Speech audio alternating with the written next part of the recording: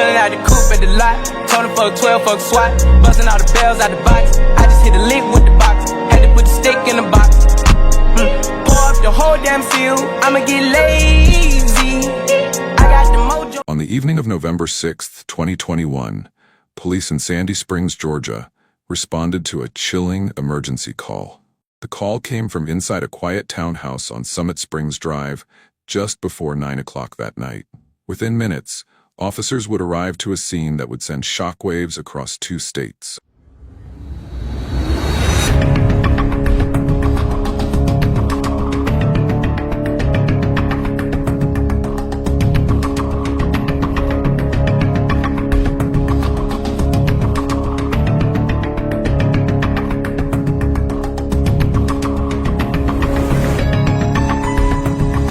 Inside the home, they found a husband and wife, both well known in their community, dead from gunshot wounds. It was a murder-suicide that few could have ever predicted, one that began with a desperate 911 call and ended with devastation.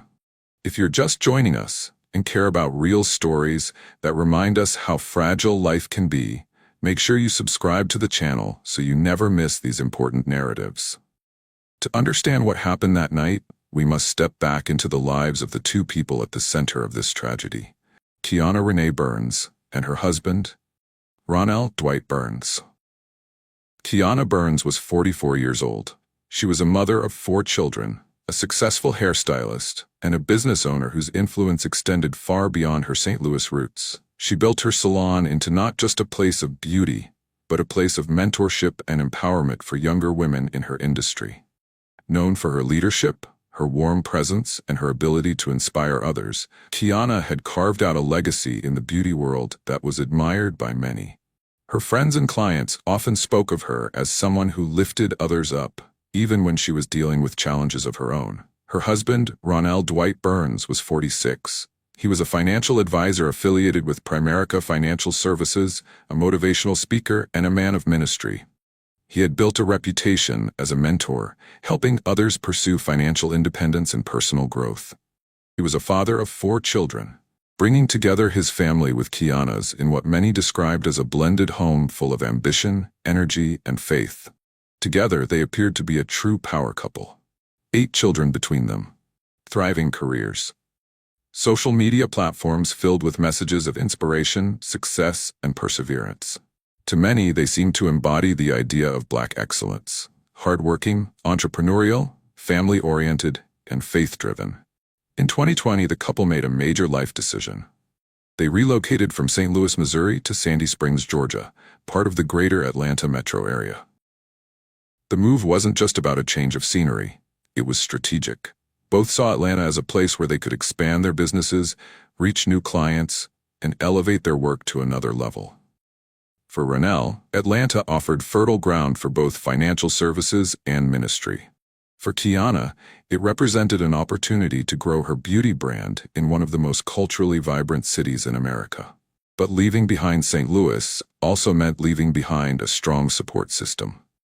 Friends, extended family, and the familiar comfort of a hometown community were suddenly far away. According to those who knew her best, Keianna felt the weight of that separation. The isolation of a new city, the pressure to keep up with appearances, and the reality of building a new foundation from scratch began to take a toll. On October 30th, 2021, just 1 week before her death, Keianna went live on Facebook. Her message to her friends was short but powerful. She asked for prayers. She admitted that she was pushing through what she described as gloomy days. Her words, spoken in real time and shared publicly, now carry a haunting weight. "Pray for me, y'all," she said, "because these days are just gloomy." For viewers at the time, it was a request from a woman of faith asking her community to lift her up spiritually. But in hindsight, it has become one of the most sobering signals of the struggle she was facing internally. If you believe more people should hear stories like this, stories that reveal the hidden battles people fight, please take a moment to like this video. It helps share these important truths with others who might need them.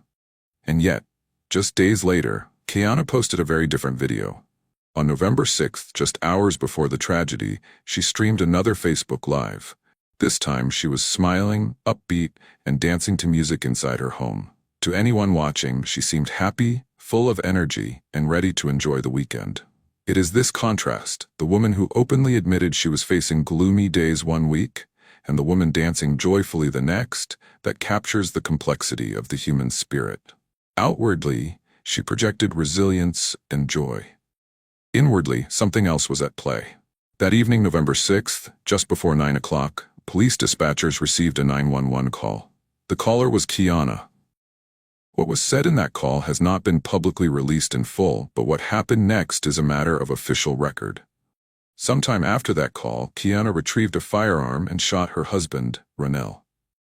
She then turned the gun on herself. When officers arrived at the townhouse on Summit Springs Drive, they entered to find both Keianna and Ronnell dead from gunshot wounds. There were no other people in the home at the time. Sandy Springs police later confirmed that no prior domestic violence calls had been reported at that address. For investigators, the timeline was clear. This was a murder-suicide initiated by Keianna, ending both of their lives in one tragic moment. News of the deaths spread quickly through both Georgia and Missouri. For those who knew the Burns family, the shock was almost unbearable. Friends and community members described them as an inspirational couple who had touched countless lives. Their sudden and violent deaths left a ripple of grief across 2 states. In St. Louis, clients and fellow entrepreneurs remembered Keianna for her generosity and her leadership in the beauty industry. In Atlanta, members of Ronnell's professional and ministry circles mourned the loss of a man who had been a mentor and motivator. But alongside the grief came complex legal and financial questions. As part of his career, Ronnell held life insurance policies through Primerica Financial Services. In the wake of the murder-suicide, Primerica filed an interpleader action in court. This legal process asked the court to determine how benefits should be distributed, that given the unusual and tragic circumstances. Because Keianna was both the spouse and the one who caused Ronnell's death, the court faced a difficult legal question about the order of death and beneficiary eligibility. It was a dispute that underscored how even in grief, families can find themselves entangled in complicated legal battles. This case is marked by contrasts that force us to reflect on deeper truths. Publicly, Keianna and Ronnell were a couple who inspired others. Their social media pages reflected success, happiness, and faith. But privately, Keianna's own words revealed the fatigue and heaviness she was carrying. It is a reminder that appearances, especially online, rarely tell the whole story. Their move to Georgia also revealed another contrast. On one hand, it represented ambition, growth, and the pursuit of bigger dreams. On the other hand, it left them distance from the support systems that might have provided comfort in times of struggle. And then there is the sharpest contrast of all. The vibrant Facebook Live videos, filled with music and dancing, posted just hours before an act of irreversible violence. The story of Keianna and Ronnell Burns raises important questions about mental health, family pressure, and the hidden struggles of entrepreneurs and leaders. For many Black families, the pursuit of success often comes with added layers of expectation, to prove resilience, to inspire others, to show strength even when weighed down by private battles. Keianna's final plea for prayer reveals just how heavy that burden can be. This tragedy also speaks to the importance of community and support systems. Moving to a new city, no matter how promising, can create isolation that amplifies emotional strain. For Keianna, those gloomy days may have been worsened by distance from the familiar comfort of home. And finally, it reminds us of the complexity of mental health. Joy and despair can coexist. A person can smile, dance, and uplift others while silently fighting battles no one else can see. In the end, the 2021 murder-suicide of Keianna and Ronnell Burns is not just the story of 2 lives cut short. It is a story about the unseen weight people carry, the fragile balance between public image and private struggle, and the urgent need to check in on one another. Not just when things look difficult, but also when everything seems fine on the surface. If you're watching this far, I'd love to hear your thoughts.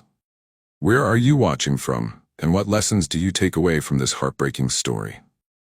Drop a comment below. It helps build a community of people who care about these lives and the lessons they leave behind. If you or someone you know is struggling, please know that help is available. In the United States, you can dial 988 for the Suicide and Crisis Lifeline. For those facing domestic violence, you can reach the National Domestic Violence Hotline at 1-800-799-7233. These resources exist because no one should feel alone in their darkest moments. Keianna once asked for prayers during her gloomy days. Today, her story stands as both a cautionary tale and a call for compassion. Let us remember her and Ronnell not only for the way their lives ended, but for the way they inspired others during their time here. And let us also remember the lesson their tragedy leaves behind. To look deeper, to listen closely, and to never assume that someone's outward smile tells the whole story of what they're going through inside. If you found this story meaningful, please share it with someone else, subscribe to the channel, and help us continue shining a light on stories that matter.